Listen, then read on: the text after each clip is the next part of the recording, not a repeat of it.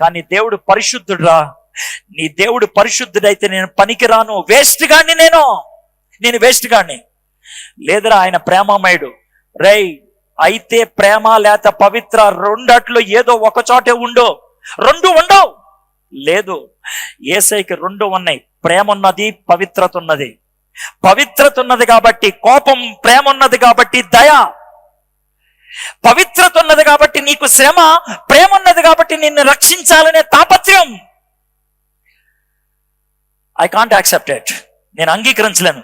ప్రేమ పవిత్రత రెండు ఒక్కడిలో ఎలా ఉంటాయి చెప్తాను రా అన్నాడు.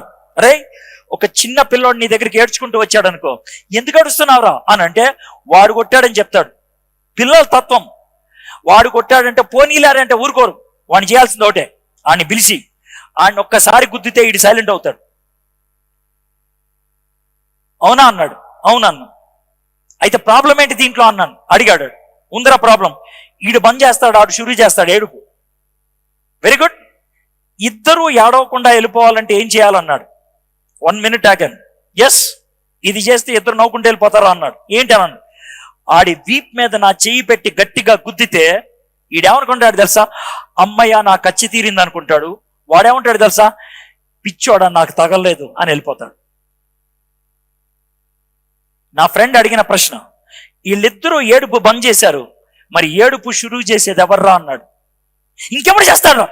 లేదు, ఒకటి చేయాలి. అది ఎవరికో ఒకరికి ట్రాన్స్ఫర్ అవ్వాలి. 1 minute ఆగిన తర్వాత నాకు అర్థమైంది. ఎస్, నేనే ఏడుస్తాను రా. ఎందుకు ఏడుస్తావు? నన్ను నేను కొట్టుకున్నాను కదా. గుడ్.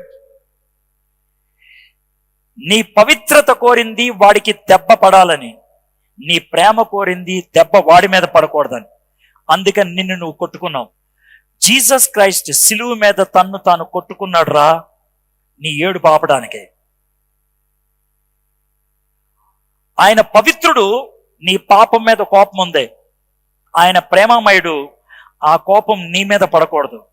అందుకే తన్ను తాను కొట్టుకున్నాడు.